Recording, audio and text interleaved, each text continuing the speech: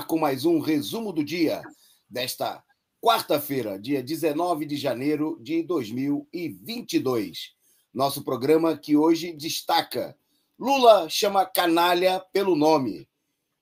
Vamos ver aqui as declarações do ex-presidente Lula, entrevista coletiva, em que ele não só mandou o recado devidamente correto para o ex-juiz fascista, para o criminoso da Justiça Federal, ex-juiz da Justiça Federal lá do Paraná, mas também mandou vários recados sobre a situação econômica, sobre a necessidade de um vice que esteja afinado com a sua política. Nós vamos falar desse tema aqui, da discussão, a pressão de setores da direita a favor da candidatura do Alckmin, e a pressão das bases do PT, de setores da esquerda, do PT e do Movimento dos Trabalhadores, a favor de um vice que não seja contra aquilo que defende Lula. Bom, destaque também no nosso programa de hoje: a polícia fascista, bolsonarista do Rio de Janeiro invade mais uma vez as favelas do Rio, agora sob o pretexto de que está em marcha um novo plano de segurança pública. É essa desculpa, mais uma vez, para mais de 10 mil homens da polícia invadindo aí as comunidades do Rio de Janeiro. Bom, tem outros temas importantíssimos. Nós vamos falar dos procuradores recebendo mais de R$400 mil, enquanto o governo alega não ter dinheiro para reajustar o salário dos servidores. Destaque no nosso programa de hoje também: há 40 anos morria uma das mais espetaculares vozes da música popular brasileira, Elis Regina, apenas aos 36 anos. A explosão, o tema central, um tema de destaque no nosso programa: a explosão de casos de Covid pelo país afora, com o Brasil, o país superando pela primeira vez 200 mil casos em 24 horas. Mais de 204 mil casos registrados em apenas 24 horas. E isso é porque não tem teste para todo mundo. Porque se tivesse teste, a gente ia descobrir que a situação é bem pior. Bom, como parte da campanha da direita, nós vamos falar aqui do coordenador do IRE, aquele instituto ligado aí, que tem coordenadores que apoiam o Boulos, defendendo, coordenador desse mesmo instituto, onde o Boulos é assalariado e recebe proventos, aí, segundo ele mesmo declarou, defendendo Alckmin na chapa do Lula.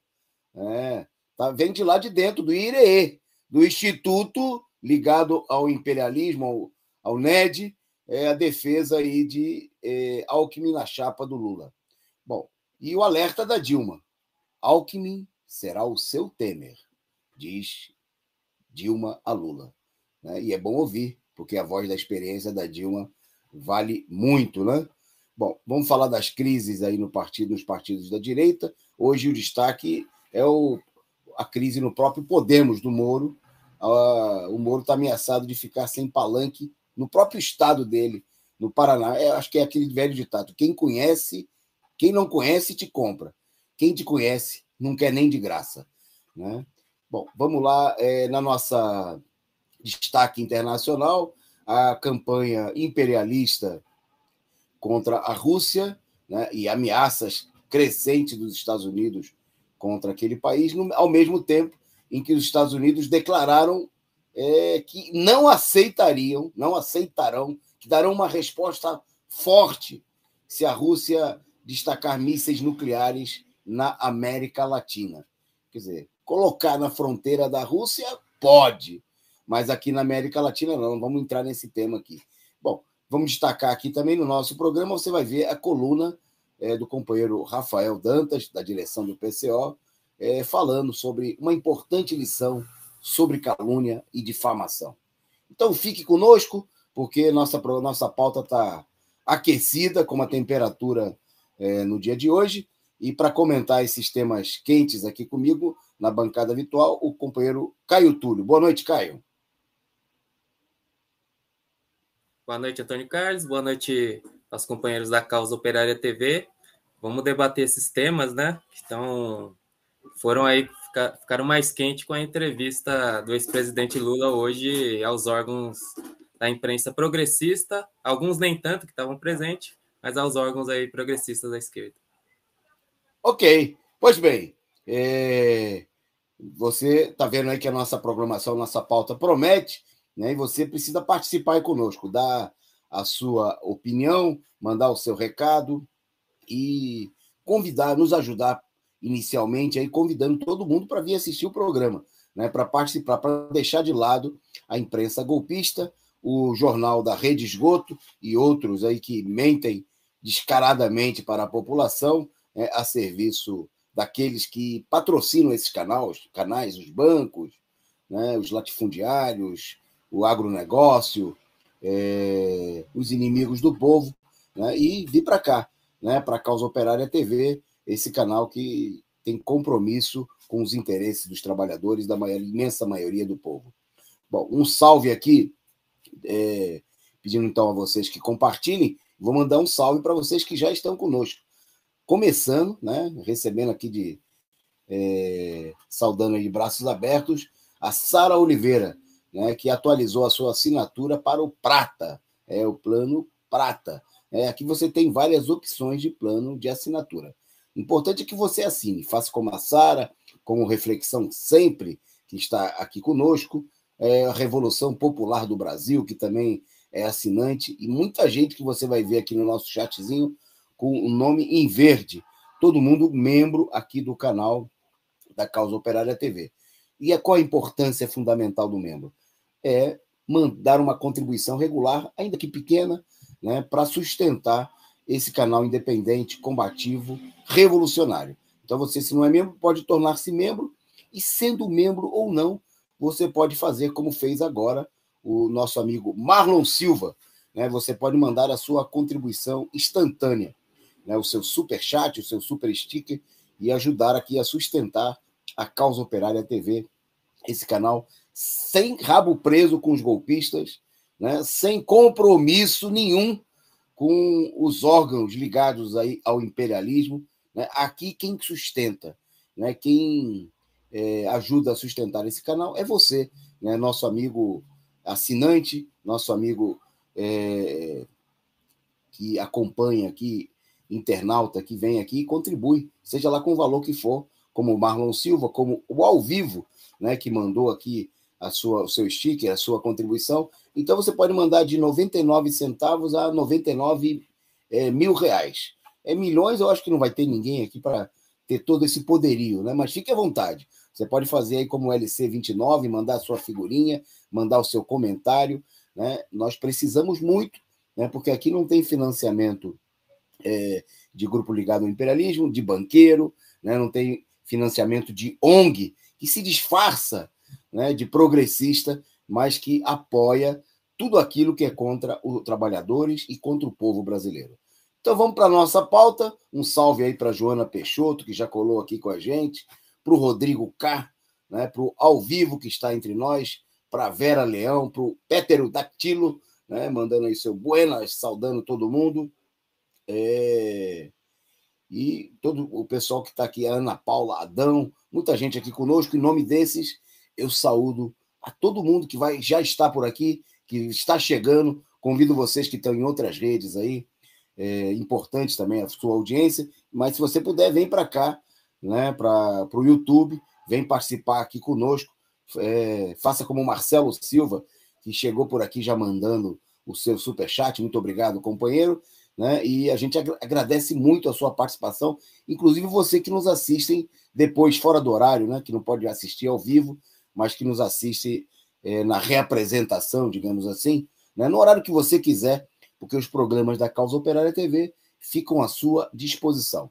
Mas vamos para a nossa pauta, né? Vamos começar, e eu vou passar para o Caio, né? Uma bola meio quadrada, né? Não é uma bola muito redonda, porque no momento que ontem nós destacamos que os servidores estão se mobilizando aí, preparando até uma greve, porque ficaram com reajuste 0% de reajuste, né? Já tem gente com salário congelado há 8 anos no serviço público.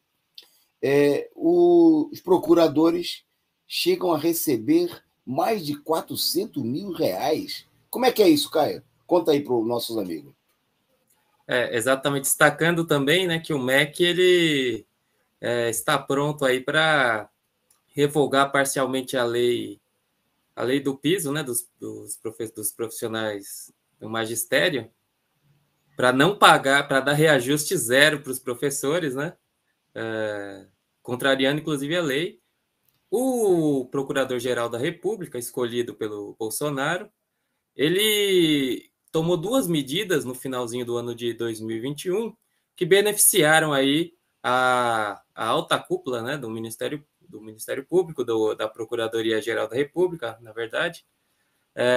E com essas duas medidas, ele permitiu que em dezembro, somente em dezembro, procuradores recebessem aí um montante que passou de 400 mil reais. Né? É o caso, por exemplo, de José Robalinho Cavalcante, que foi ex-presidente da Associação Nacional dos Procuradores da República, a ANPR, que recebeu aí cerca de 446 mil em rendimentos brutos em dezembro de 2021, do ano passado. Mais de 600 procuradores foram beneficiados com essas medidas do Aras e receberam aí mais de 100 mil reais nesse mesmo mês, né, do ano passado, em dezembro passado. Essas medidas que bom, a gente vê que superem muito, né, o teto do funcionalismo, que é 39,3 mil, né, que é supostamente o rendimento aí de um ministro do Supremo Tribunal Federal, que é o teto do funcionalismo público, mas que ele vem aí, todo mundo sabe, o salário ele passa do teto, vindo de outras maneiras. Né? Bom, o Guará fez para os procuradores permitir, né, a pagamento de licença-prêmio em dinheiro e outras coisas que ele permitiu também pagamento em dinheiro, que levou a esse montante aí de vencimentos em um só mês para mais de 600 procuradores, né? Destacando isso daqui nesse momento, justamente em que o governo está privando os servidores públicos do aumento salarial e do reajuste salarial. Né? Os professores vão, segundo o governo, reajuste zero, contrariando a lei, e a gente viu aí servidores que também estão com reajuste zero, com reajuste zero, sem possibilidade. Não sei se é uma piada. Tem uma osciladinha na internet do Caio, mas eu queria entrar nesse tema muito importante que ele trouxe aí em destaque, né, junto com os salários de 400 mil no Ministério Público. Né? O MEC, ontem, através de uma nota da assessoria, uma nota na assessoria de imprensa, o MEC divulgou, né, veja só, a lei do piso estabelece que o salário dos professores teriam que ser reajustados em 33,23%. Agora, 1º de janeiro. Né? É a lei desde 2009, né? É a lei lá da época do governo Lula. E ontem, né, a assessoria de comunicação social do Ministério da Educação divulgou, né, foi na última sexta-feira, dizendo que vai defender reajuste zero, novamente reajuste zero para o piso nacional dos professores. Um verdadeiro crime, né? Uma política criminosa, e muito importante esse destaque feito aí pelo companheiro Caio. E eu queria reforçar, né, a importância, né, de que a Confederação Nacional dos Trabalhadores da Educação, que os sindicatos se posicionem imediatamente no chamado a uma mobilização nacional contra esse crime. Vai aumentar o dinheiro que o Fundeb vai repassar para os estados e municípios em 33%. Aonde que eles vão enfiar esse dinheiro? Vão gastar o dinheiro que 70% dessa verba tem que ser para o salário dos professores, vão enfiar na campanha eleitoral, né? Vão gastar com as máfias políticas, vão distribuir para os bancos. é preciso evitar esse crime e chamar uma mobilização nacional dos trabalhadores da educação, né, e de todos os setores que querem defender o ensino público. Bom, na nossa pauta agora, vamos fazer uma pausa, né, nessa situação de turbulência, dessa turbulência dos golpes da direita, né, dos golpes da situação econômica, da situação da pandemia, e falar de um acontecimento que nos lembra um momento importante, glorioso, né, da atividade, da vida cultural do Brasil. Certo. Há 40 anos, né, um momento triste, mas que lembra uma grande figura. Morria Elis Regina, né, a cantora, uma das maiores vozes, né, da música popular brasileira, né, morreu no dia 19 de janeiro de 1982. Né? Ela morreu no seu apartamento, né, e uma multidão compareceu ao seu velório no Teatro Bandeirantes e às ruas para o cortejo fúnebre realizado naquele ano. Né? A cantora foi uma das maiores vozes da música popular brasileira, né, naqueles anos da ditadura, e ficou marcada aí por cantar composições de importantes cantores brasileiros, né, muitos dos mais tarimbados. Né? Ela ficou conhecida pela sua potência vocal, né, uma voz espetacular. É uma pena que nós temos restrições aos vídeos, né, mas vale registrar a data, né? E ela foi comparada, né, foi aclamada no Brasil internacionalmente e comparada a grandes cantoras como Elza Fitzgerald, Sarah Vaughan, né, entre outras. Foram muitos os sucessos da Elis Regina, né? Falso Brilhantes, Transversal do Tempo, e muitos os compositores. Ela foi casada com Ronaldo Boscoli, né, e depois com o pianista César Camargo Mariano. Né. Foi uma perda muito sentida. Elis morreu muito jovem, né, teve presença na época dos festivais, né, cantou sucessos como Bêbado e Equilibrista, interpretações sempre muito particulares e espetaculares. Né, muito conhecida dos mais antigos, mas também cada vez mais apreciada por muitos jovens que buscam conhecer aí da música popular brasileira. Então, a nossa saudação, nossa lembrança, né, a Elis Regina, pela sua voz espetacular, né, embora no momento de muito sofrimento do povo brasileiro, né, e que também até mesmo, e que a gente vê cada vez mais nesse momento, a arte, né, a música, tudo isso sob o intenso ataque, o retrocesso provocado pelo golpe de Estado, pela política de censura, né, que foi sentida à época também por cantores como Elis Regina e tantos outros que procuravam cantar as paixões e o sofrimento do povo brasileiro naqueles anos, os terríveis anos da ditadura. Né? Bom, era esse um breve destaque, né, a gente não tem nenhum vídeo liberado aqui para divulgação, mas com certeza vai ser tema aí nos programas musicais, né, do nosso canal no próximo período. E nós vamos entrar, né, depois dessa breve nota sobre a morte da Elis há 40 anos atrás, vamos entrar aqui na situação de sofrimento, né, do povo brasileiro. E nós vamos, em primeiro lugar, vamos falar do Rio de Janeiro, porque o Rio de Janeiro, desgraça, tem um ditado popular que diz que a desgraça nunca vem sozinha. Né? E muitas vezes uma desgraça serve de motivo, serve de pretexto. Né? Determinados governos direitistas, fascistas, procuram tirar proveito da situação para impor ainda um sofrimento ainda maior ao povo. Bom, mas vamos falar então de uma primeira grande desgraça que se abate sobre o Rio de Janeiro. Em primeiro lugar, vamos destacar, e depois vamos falar da situação no conjunto do Brasil, porque o Rio de Janeiro registrou hoje um novo recorde de casos de Covid. o Caio vai passar para vocês aí a informação sobre a situação no Rio. Exatamente.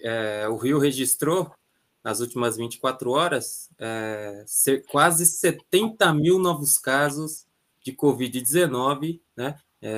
Foram mais de 69 mil novos casos em apenas 24 horas, né? O número de diagnósticos nessa quarta-feira, né, é o maior desde o início da pandemia, assim como aconteceu também em termos gerais, né, no país inteiro, mas no Rio de Janeiro é o maior desde o início da pandemia, né, quase 70 mil pessoas infectadas confirmadas, né, em 24 horas.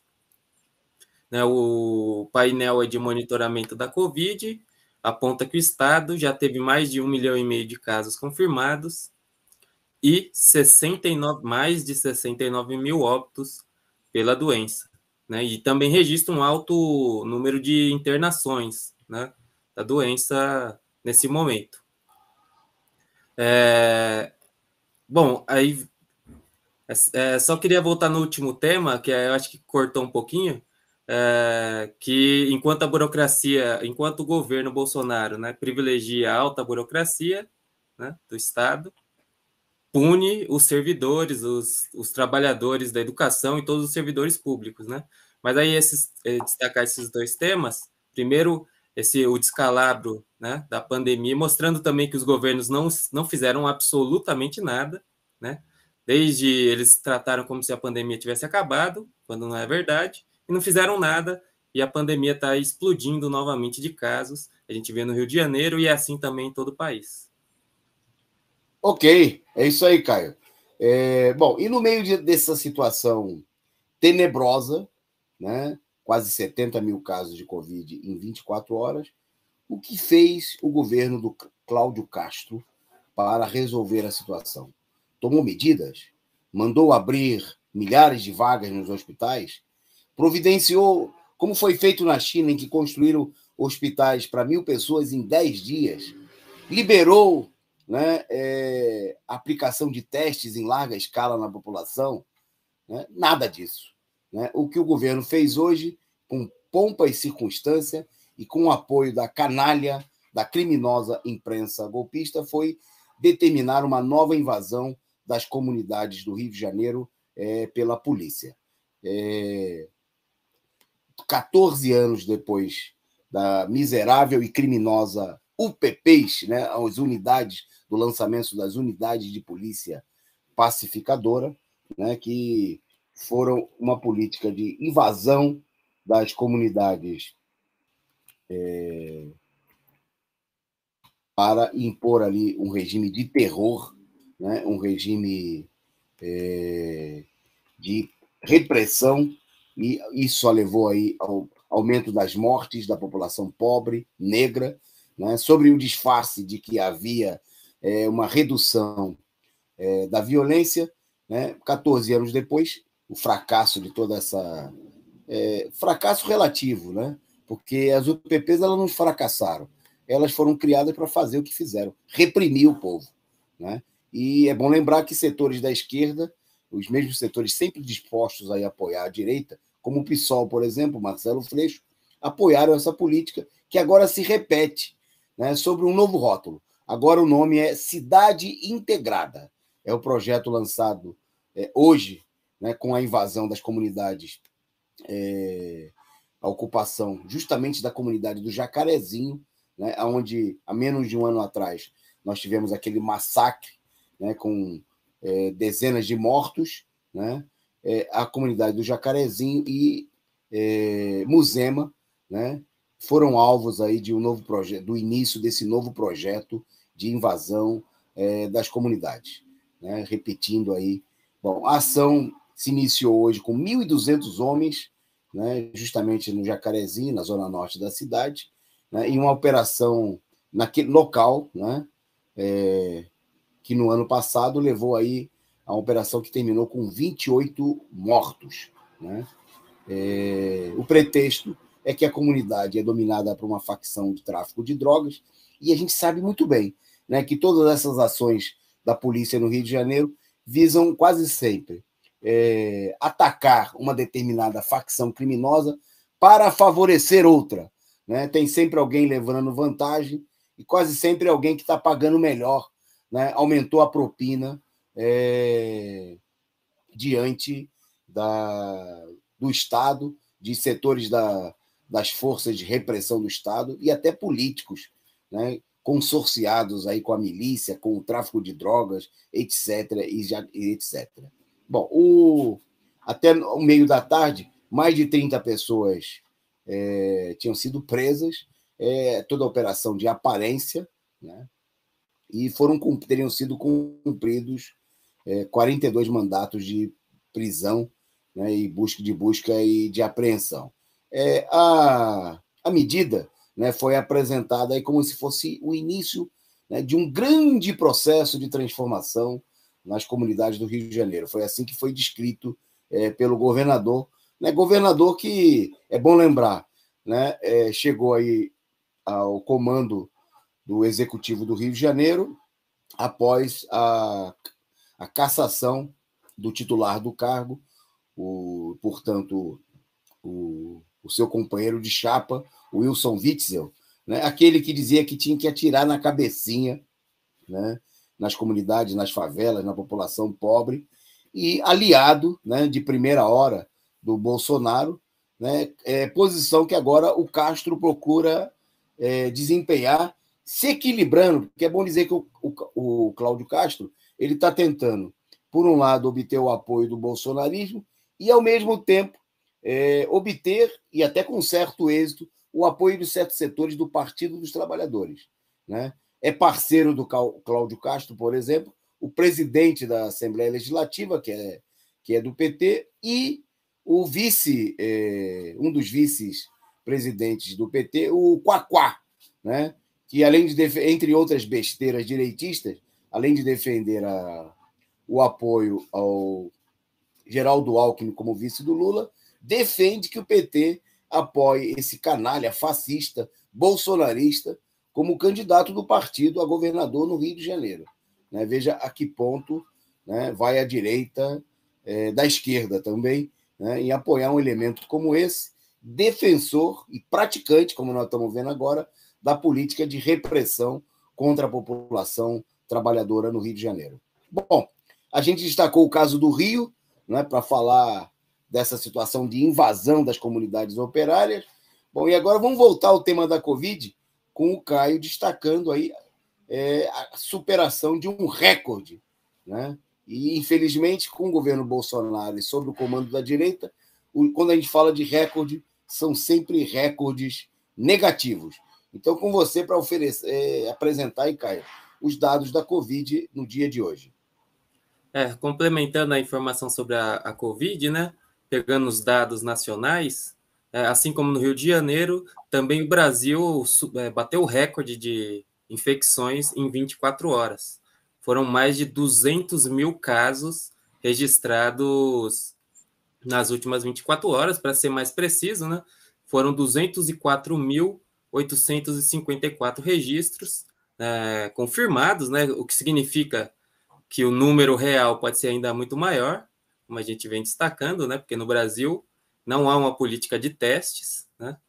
Mas já esse número é o maior desde o início da pandemia, né? Em 24 horas, fazendo com que o país chegue aí a uma marca já de mais de 23 milhões de infectados desde o início da pandemia, e ultrapassando a marca de 621 mil mortos em decorrência da pandemia. Esses são os dados mais recentes, né? Embora a gente destaque, né, que o número de casos de óbito tenha diminuído consideravelmente devido aí ao avanço da vacinação, que agora já está paralisando novamente, né, devido à incompetência do governo. É preciso destacar também que não só no dia de hoje é um recorde, né, de infecções, como a média móvel subiu exponencialmente, né, quer dizer, a média de infecções, e nos últimos 7 dias ela chegou à marca de quase 100 mil, mais de 99 mil casos diários de infecções, né, confirmadas pelo Conselho Nacional de Secretários de Saúde, né, o CONAS. Então, são esses os dados, né, da Covid-19 no Brasil. Foram um total de mortos, né, 212 óbitos, a média móvel, que registra nesse momento, mas o número de casos cresce exponencialmente e, como a gente falou, não há nenhuma política governamental, a não ser a demagogia de sempre, né, para combater os casos e ampliar ainda mais a campanha da vacinação. Ok, voltando para a gente aqui, para a gente entrar num tema, vamos começar a falar de um tema político que hoje ganhou grande destaque, né? Tem a ver com a vice, a vaga de candidato a vice-presidente na chapa do Lula. Bom, mas antes de entrar nas declarações do Lula, que nós vamos falar daqui a pouquinho, né? Vamos mostrar uma das fontes, de onde vem a campanha. A gente vem destacando aqui que a campanha a favor do Geraldo Alckmin, ex-presidente do PSDB e vice-governador, governador de São Paulo por quase 20 anos, né? É uma campanha da direita, né? De setores que totalmente contrário aos interesses do povo, que tiveram aí totalmente conectados, articulados com o golpe de Estado. Bom, e hoje um artigo muito interessante, queria destacar aqui, para começo de conversa, um artigo muito interessante, publicado ontem no jornal Estado de São Paulo, né, o direitista, o Estadão. Né? O artigo tem como título Lula e Alckmin contra o obscurantismo e o fascismo. Né? Então, nada melhor do que a ideia que vem de setores da esquerda, né, já dá para ver pelo título, né, que você teria que chamar um legítimo reacionário, neoliberal, fascista para combater o fascismo. Bom, a ideia foi defendida em artigo assinado no jornal pelo sociólogo Benedito Mariano, ele que já foi secretário de Segurança de São Paulo, na gestão do Haddad, né? E que, nesse momento, né, é coordenador, preste bem atenção, coordenador do Núcleo de Segurança Pública na Democracia do IREE. Vocês se lembram o que é o IREE? IREE, né, é o Instituto, né, Instituto para Reforma das Relações entre Estado e Empresa. O nome não é estranho a vocês, né, que nos acompanham. Né? O IREE é o instituto, né, que tem, entre outros coordenadores, além agora do articulista que aparece defendendo a chapa Lula-Alckmin, o Benedito Mariano, tem, entre outros coordenadores, gente como o Etchengói, aquele general golpista, né, que articulou, um dos articuladores do golpe contra Dilma, que comandou o Gabinete de Segurança Institucional no governo Temer.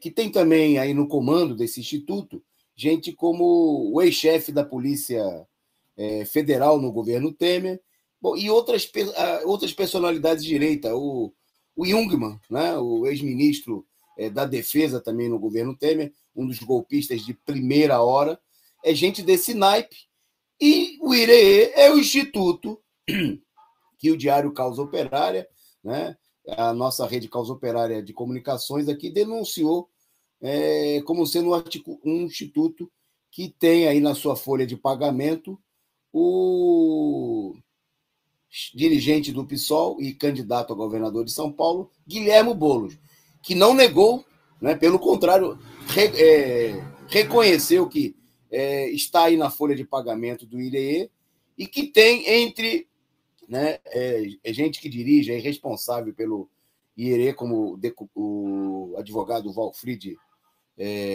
Ward, né, que defende com unhas e dentes o bolo. Está aí.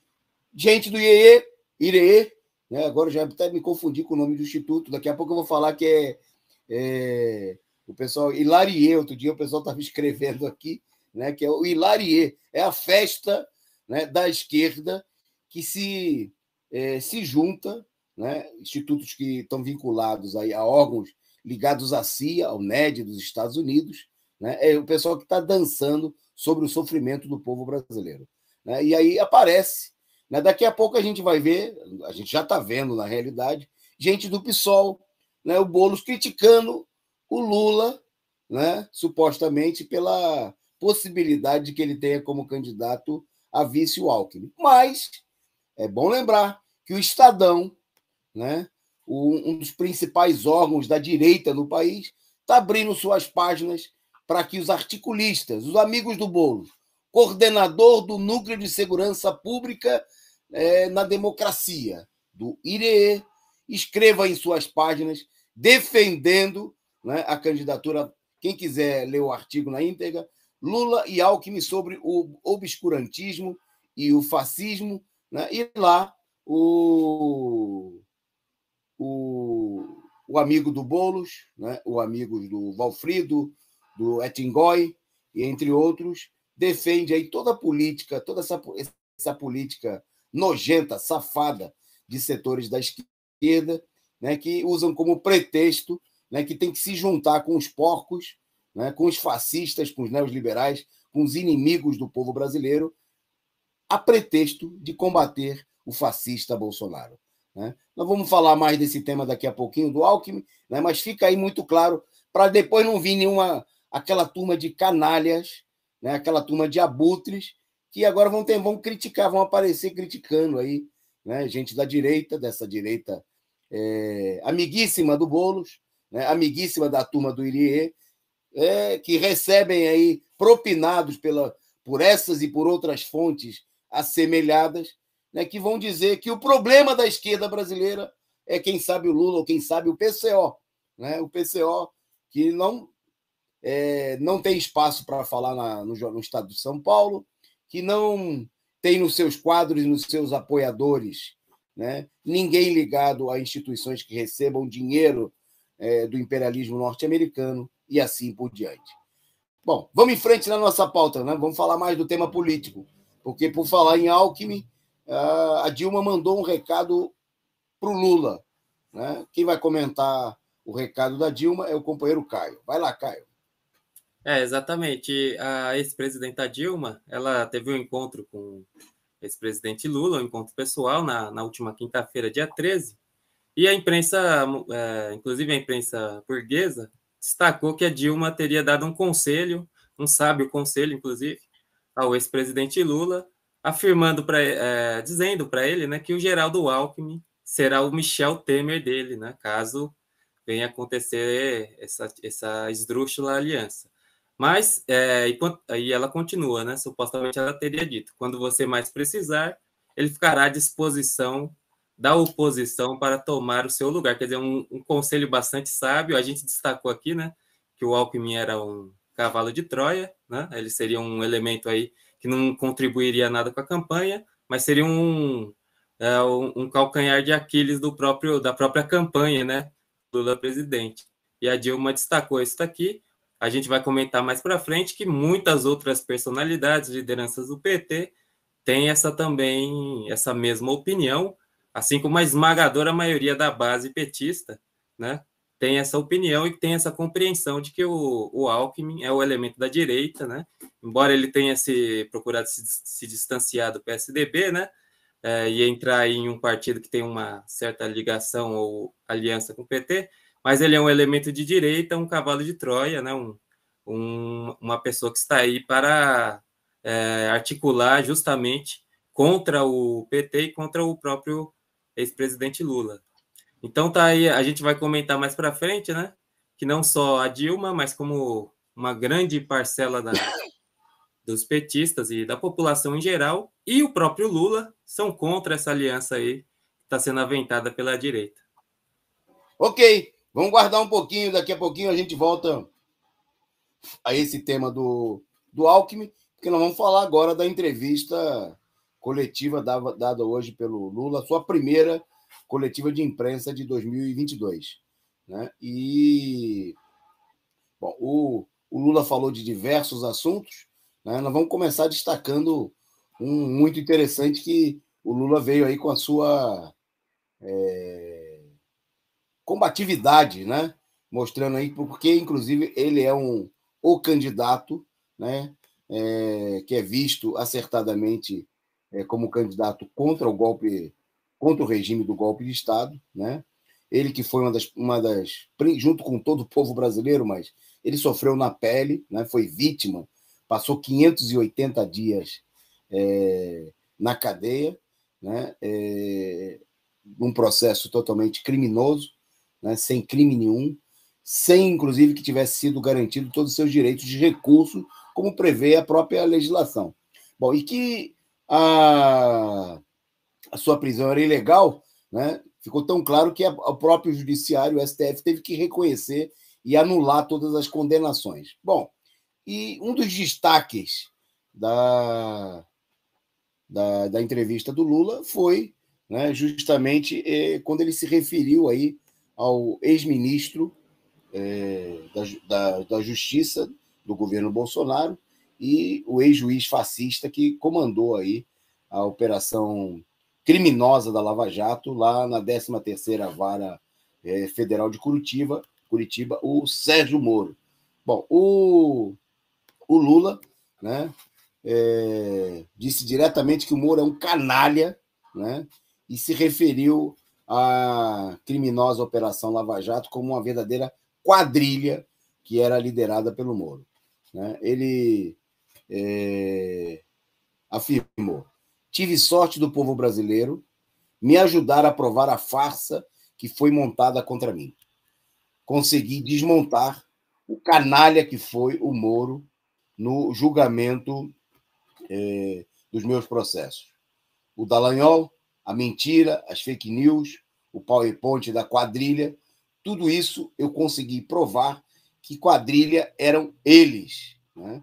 Bom, o presidente Lula não economizou palavras, né, acertadas aí em relação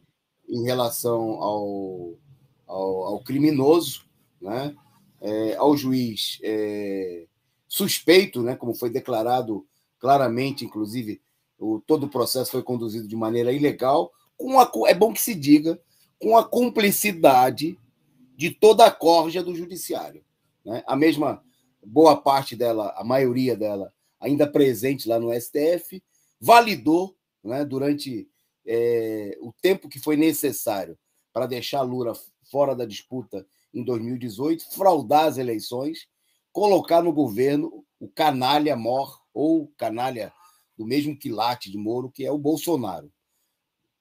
Bom, e não foi só, né? Moro não teve sozinho nessa empreitada. Colaboraram com essa empreitada os chefes políticos da direita, como o caso do Alckmin. Que dizer do Alckmin?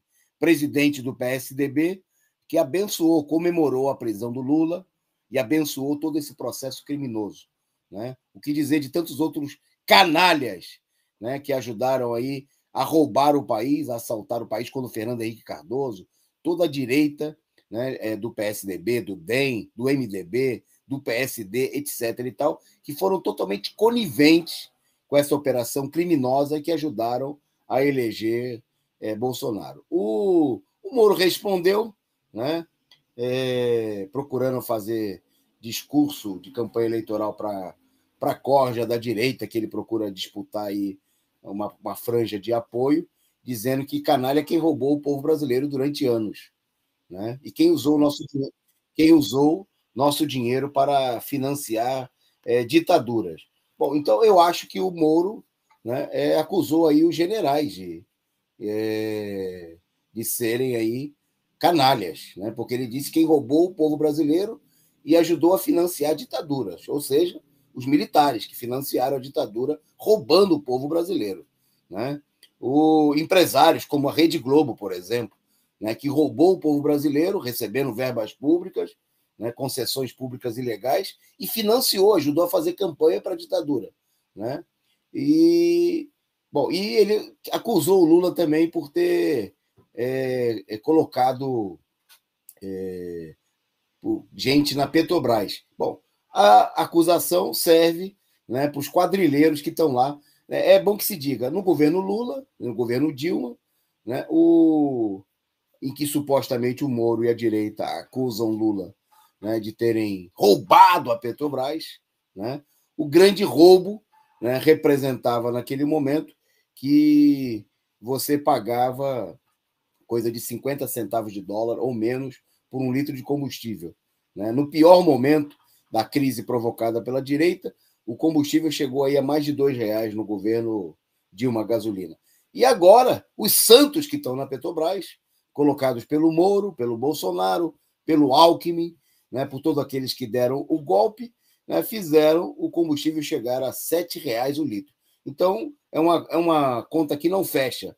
Né? Quando a gente era roubado pelo Lula, a gente pagava 1/3 do preço que a gente paga hoje. Né? Na realidade, quando o Moro, né, e toda a direita reclamam do roubo na Petrobras, eles estão reclamando de que os acionistas da Petrobras estavam perdendo dinheiro. Né? Porque agora, sobre o comando, né, de gente da laia, do PSDB, dos bolsonaristas, né, a Petrobras está distribuindo dinheiro a rodo, mas não é para o povo brasileiro, né, é para os acionistas, né, da empresa lá em Wall Street, em Londres e por aí vai. Né, enquanto a população brasileira é obrigada a pagar R$ 7 o litro da gasolina, R$ 130 o botijão de gás. Bom, fala de criminosos em desespero, né? A tentativa de polarizar com o Lula, de um candidato que não consegue, apesar do apoio da Veja, da Rede Globo, etc. e tal, obviamente não consegue uma franja muito importante, significativa de apoio popular, e que, por conta disso, né, tem a ver agora com a nossa próxima notícia, está tendo dificuldades, né, até no seu estado, no estado que o projetou como grande vigarista para todo o país. Bom, para falar das dificuldades do Moro no Paraná, eu vou passar a bola para o Caio. Exatamente, a gente está falando aqui do Moro, né? E a candidatura Moro pensou sobrando aí, não consegue atingir os patamares desejados e já gerou uma primeira crise no próprio Paraná, que é o reduto do Sérgio Moro, né? Então, a candidatura Moro, ela se apoia principalmente no senador Álvaro Dias e também no candidato, né, que seria candidato ao governo do estado pelo Podemos, partido do Moro, que é um indivíduo chamado César Silvestre, né? Que se apoiaria principalmente nesses dois elementos para fazer a propaganda e a campanha do próprio Moro. No entanto, o César Silvestre partiu de Malicuê para o PSDB, né? Junto com o aval aí do próprio João Dória, e deixou o Moro em uma situação difícil. Muitos elementos do Podemos do Paraná também estão divididos aí, descontentes, né, com os resultados eleitorais das pesquisas que o Moro atinge, e já fecham alianças aí, principalmente com o próprio Bolsonaro, para apoiar o Bolsonaro ao invés de apoiar o seu próprio candidato do partido, né? Por isso, já há uma possibilidade, negociações, pelo menos a imprensa capitalista, inclusive, já afirma, das negociações do Moro deixar aí o Podemos e partir para o União Brasil, esse novo partido que está se formando, né, do Centrão, para que ele possa aí ter melhores condições de disputar a eleição, porque o próprio Podemos já está abandonando a candidatura Moro. Ok, bom, vamos destacar aqui, antes da gente falar do que o Lula falou sobre a questão do vice, outros temas que tiveram relevância na entrevista dada pelo ex-presidente na manhã de hoje, né? E que mostra aí uma oposição pelo vértice, né? A política dos setores neoliberais que tentam aí se apossar da candidatura do Lula, né? Tentam até apresentar como se o Lula tivesse fechado com os setores da direita, mas vamos ver se algumas das posições do presidente Lula que vão no sentido claramente oposto, né? E é importante tomar cuidado, porque aquilo que é divulgado, né, e aquilo que está presente aí nas colocações do ex-presidente. Então, Lula, sobre o mercado financeiro, né, Lula destacou o seguinte, vou citar aqui uma frase do Lula: não posso querer ser presidente para resolver os problemas do sistema financeiro, dos empresários, daqueles que ficaram mais ricos durante a pandemia. Só tem uma razão para eu voltar a ser presidente: para que o povo volte a sonhar. Está aí. Bom, na mesma linha de se opor à política dos setores neoliberais, dos setores golpistas, o Lula destacou o seguinte sobre a relação com o imperialismo norte-americano. Disse ele: eles têm que compreender que o Brasil é o país mais importante da América Latina, o maior em população, o maior economicamente, e o Brasil tem interesse em crescer junto com todos os países da América Latina e da América do Sul. E o Brasil pode ser um grande protagonista, né? Totalmente no oposto da polícia de submissão, de lambe-botas do imperialismo, né? Defendido aí pela direita, por aqueles que deram o golpe, né? E inclusive de alguns agora que tentam ver se não pegam uma carona aí no prestígio do Lula e criar condições para golpeá-lo novamente. Sobre a política industrial, o Lula destacou o seguinte: o Brasil precisa pensar em recuperar a sua capacidade industrial. A indústria já representou 30% do PIB. Hoje representa de 10% a 11%. A indústria desapareceu porque quiseram que ela desaparecesse. Precisamos fazer uma grande discussão do que entendemos por uma nova política industrial. Qual mercado podemos entrar? O que podemos estruturar? Se pegarmos nossos cientistas, nossas universidades, nossos empresários jovens e modernos, podemos apresentar. Está aí o Lula se colocando contra a destruição da economia nacional, né, um dos aspectos centrais, né, para os quais foi dado o golpe de Estado. O Lula se apresentando claramente como um candidato de oposição muito clara, né, a todas as questões basilares, né, da direita que deu o golpe, que levou o país ao retrocesso que nós vimos nos últimos anos. Sobre a questão da ONU, o Lula fez a seguinte afirmação: temos que construir um outro mundo. Precisamos rediscutir uma nova governança mundial. Precisamos de uma ONU rejuvenescida, renovada, mais representativa da geopolítica atual e com determinados poderes. Sobretudo na questão ambiental e da paz. Precisam acabar com decisões coletivas e não unilaterais. Precisam de decisões coletivas e não unilaterais. E destacou ele: é preciso acabar com o poder dos Estados Unidos de não respeitar nenhuma decisão. A mesma ONU que construiu o Estado de Israel não tem coragem de construir o Estado palestino, disse Lula. Está aí a declaração claramente de oposição, né, à política, à chamada política hegemônica dos Estados Unidos, a política imperialista, né, de submissão, não só da ONU, mas de todos os povos do mundo aos interesses do imperialismo norte-americano e dos seus consorciados. E, por último, sobre as Forças Armadas. Não podemos julgar as Forças Armadas pelas pessoas que estão no governo. Tenho a certeza que dentro das Forças Armadas tem gente preocupada com o Brasil, com a nossa soberania, independência e com o nosso desenvolvimento. Tá aí. A gente pode ter, e nós temos diferenças, né, com algumas das colocações do Lula, que poderiam, não são as colocações propriamente do PCO, mas é evidente que elas representam uma posição claramente de oposição ao regime político, ao regime golpista, né, de oposição ao imperialismo e de defesa dos interesses nacionais, né?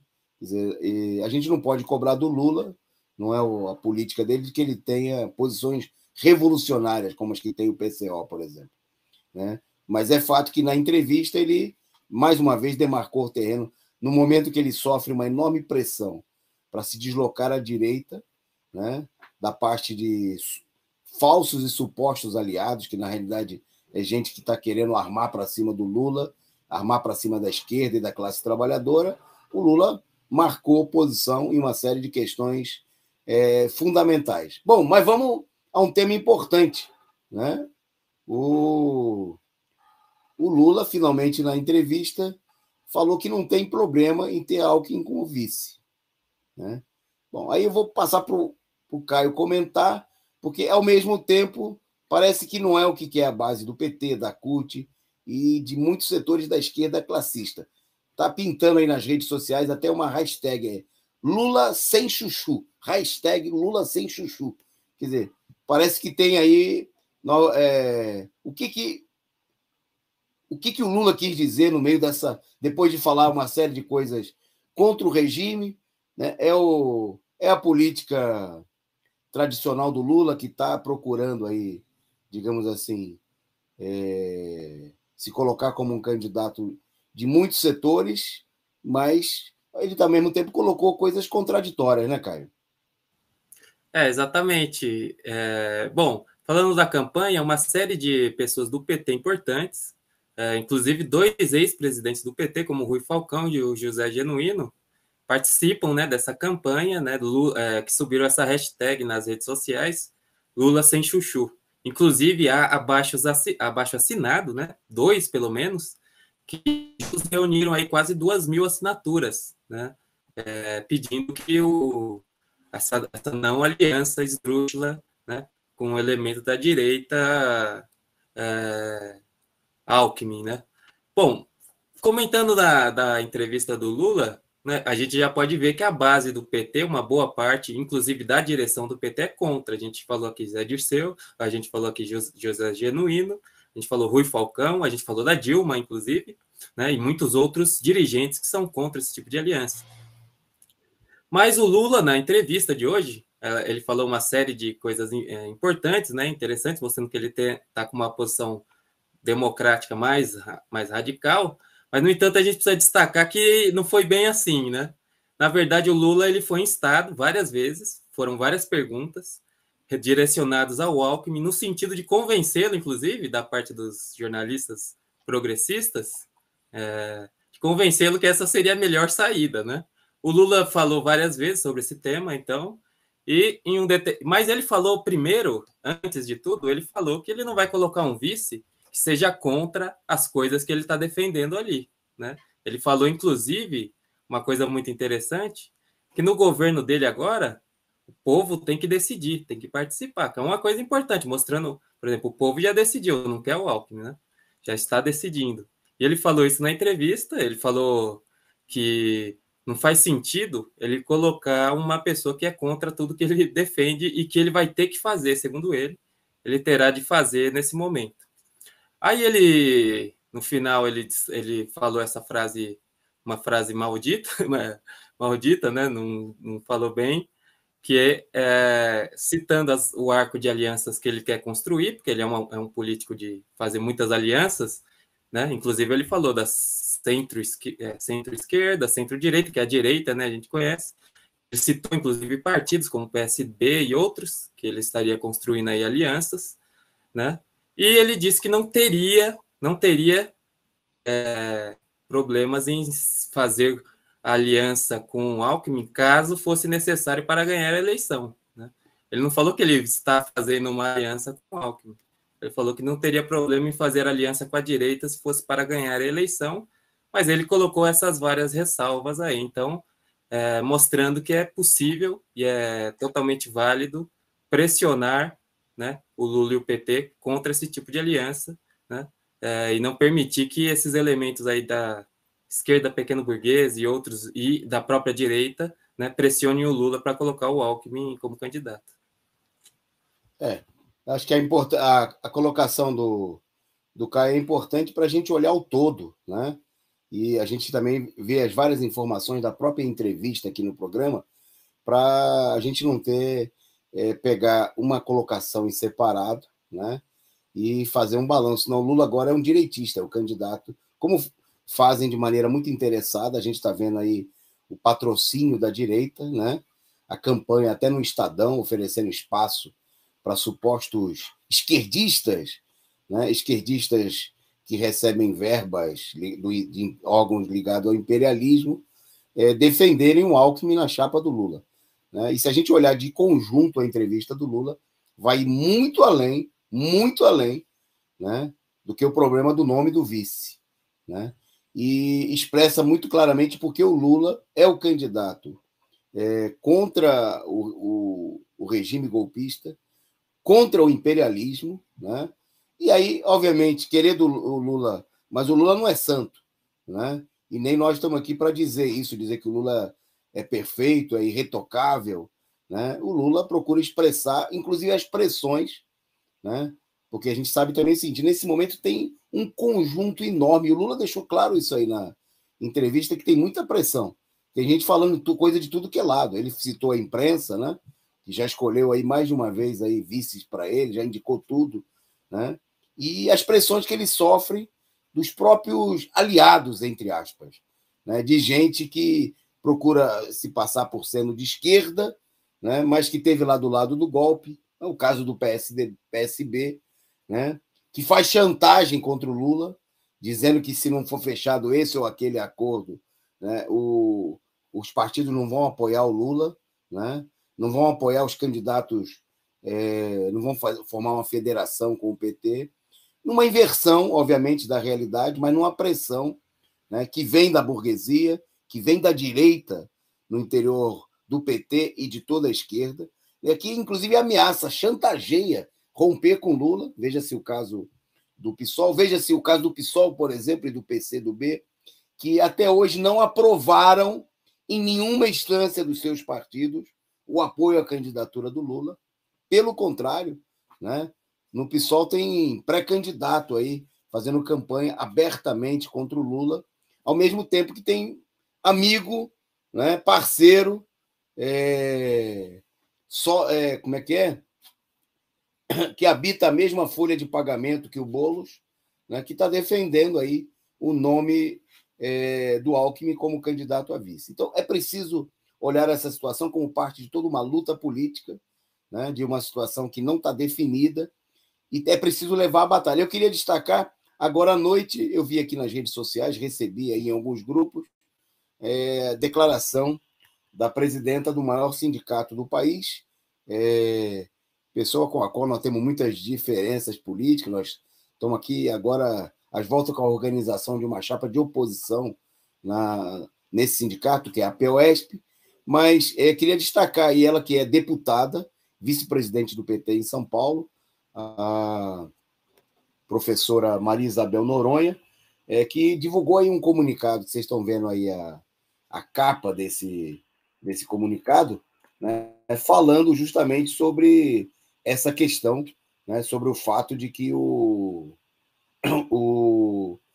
ela, né, tem posição contrária, né, no documento ela se posiciona claramente, dizendo que já externou e vai externar publicamente a posição contra que o Alckmin, como é óbvio, não representa nem de longe os mesmos interesses, né, que os trabalhadores querem na candidatura do Lula, a luta por melhores condições na educação, defesa ao respeito aos sindicatos, aos trabalhadores, etc, etc. Quer dizer, é mais uma voz importante, de destaque no interior da CUT, do PT, né, a se pronunciar aí ao lado de outros, aí, como os presidentes do PT citados pelo Caio, contra essa política.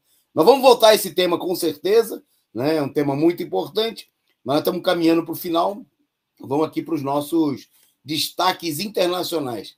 E a gente ainda tem aí colunistas, então vou passar para o... vou antes, né, que vou começar eu destacando aqui que a campanha imperialista, né, na Ucrânia, né, o secretário de Estado norte-americano, né, disse que, procurando chantagear e criar uma pressão contra a Rússia, né, falando de um iminente ataque russo.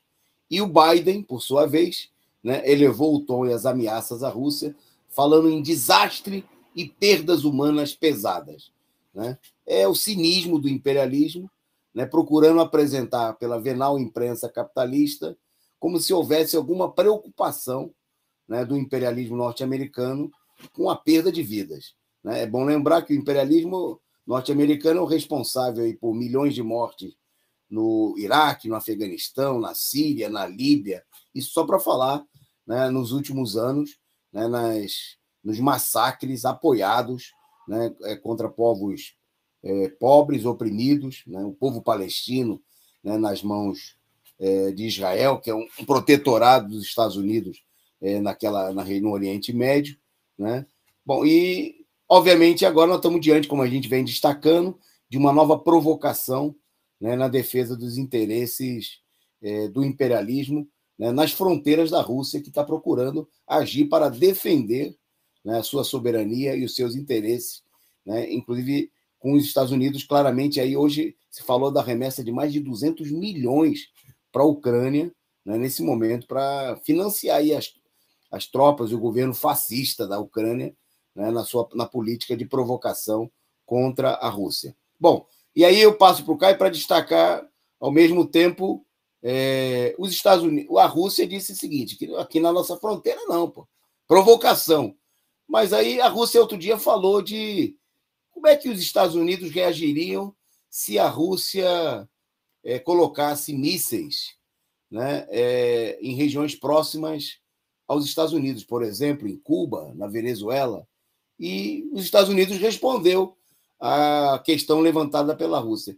O que eles disseram, Caio?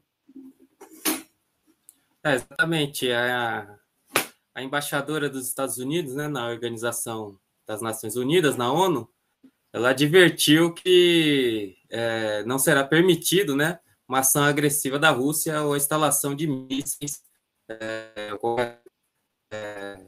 militar americana pelos de uma resposta ativa da parte dos Estados Unidos. Uma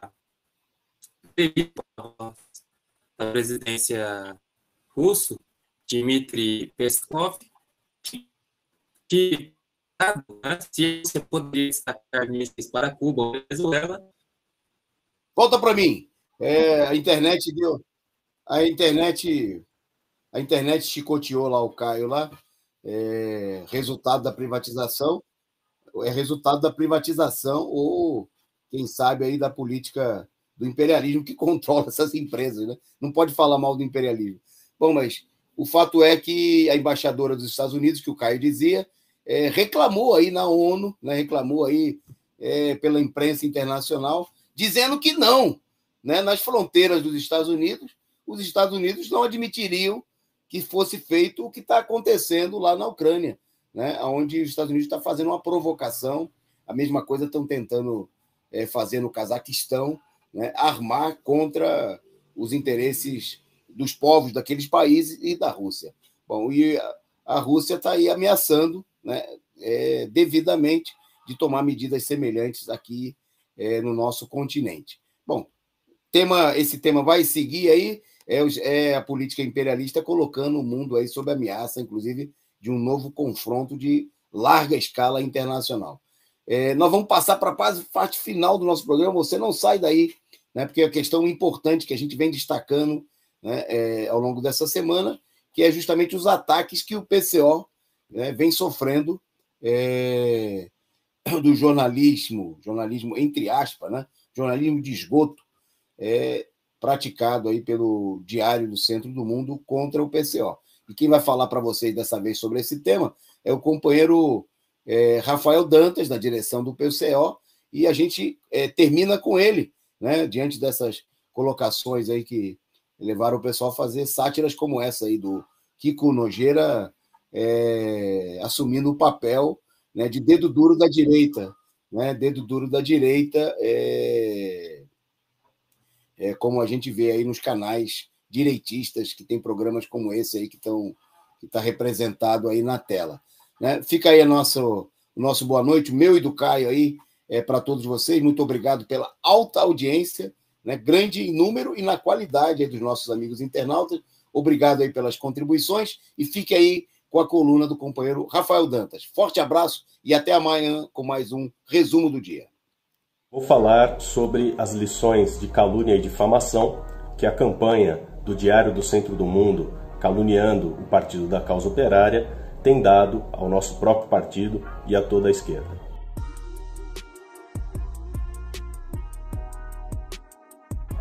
O Diário do Centro do Mundo, o DCM, tem acusado o nosso partido de desviar dinheiro do fundo eleitoral para enriquecer o companheiro Rui Costa Pimenta, presidente nacional do PCO, e a sua família.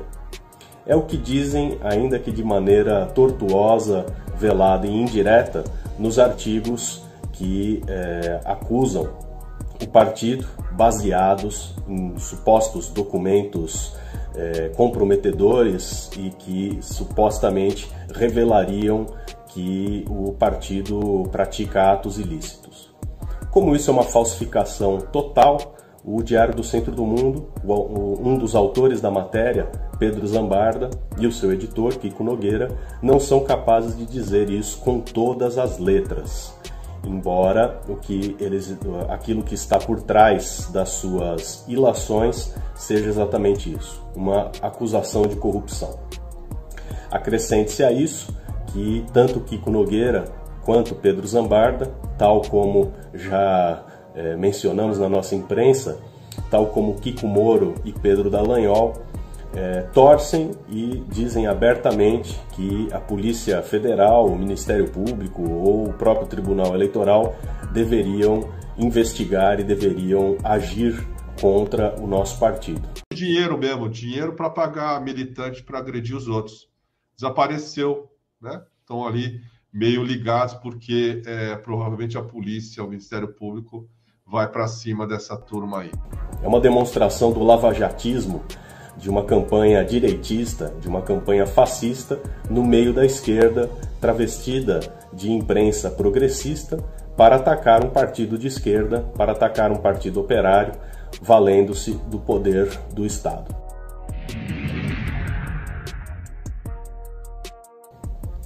Bem, isso é o que está acontecendo. Recentemente o nosso partido publicou uma nota esclarecendo de que se trata a campanha, qual é o seu fundo político e quais são qual é o verdadeiro significado dos absurdos de que nos acusam. A nota está circulando pela internet e eu gostaria só de destacar um aspecto importante.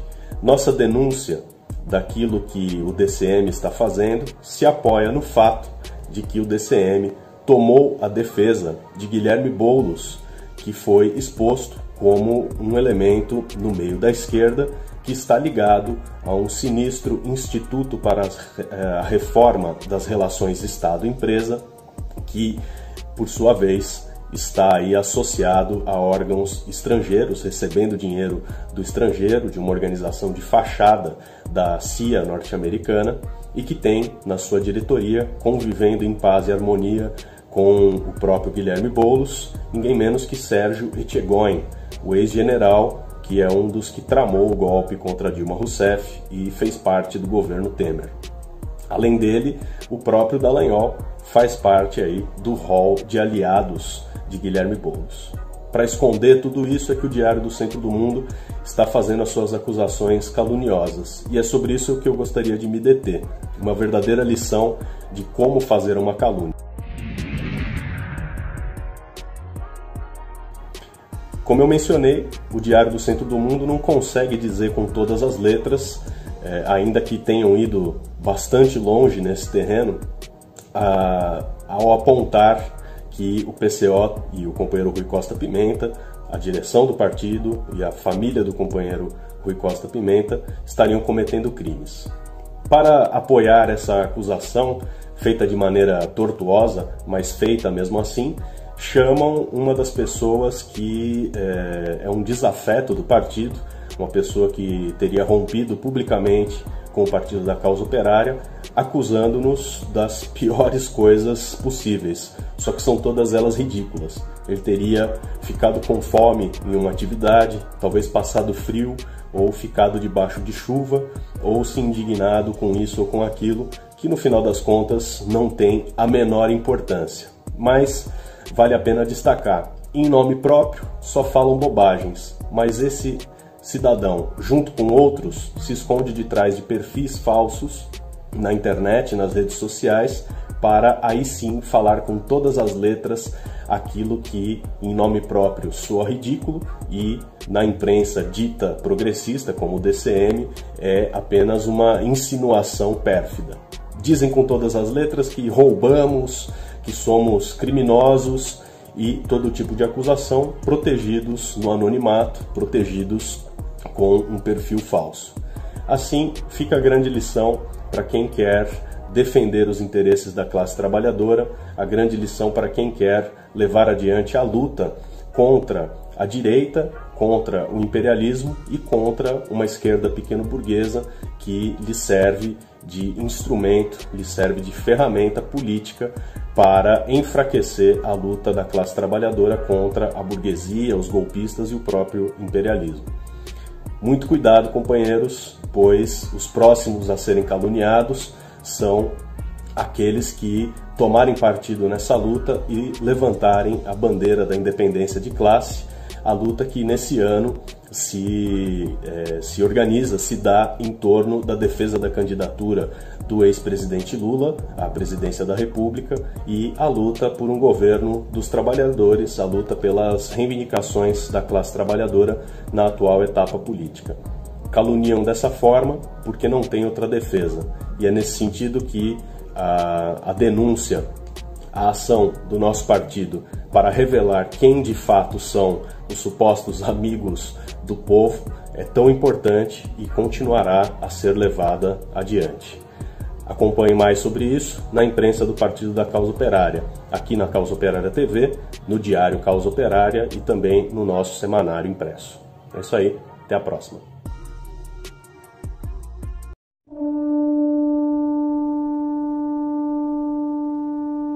Em 2022, o Brasil como nação completará 200 anos.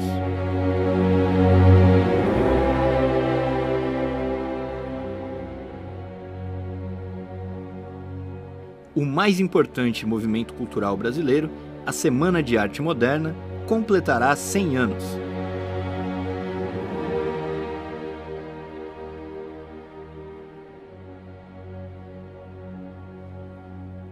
Há 100 anos também, líderes operários fundam o Partido Comunista Brasileiro, inspirados pelo exemplo da Revolução Russa de 1917, e jovens oficiais do Exército iniciavam uma revolução.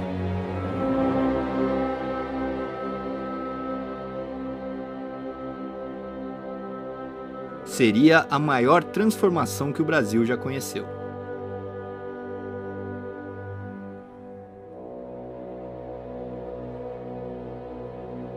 Qual é a posição revolucionária sobre esses mais de 500 anos? O que pensaram, de certo ou errado, inúmeros intelectuais sobre este país?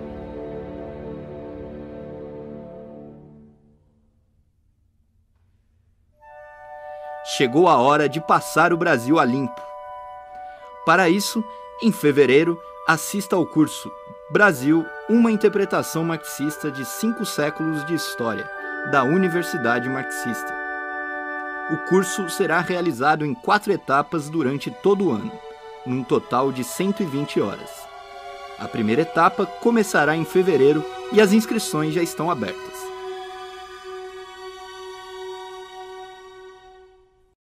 Para mais informações, acesse universidademarxista.pco.org.br.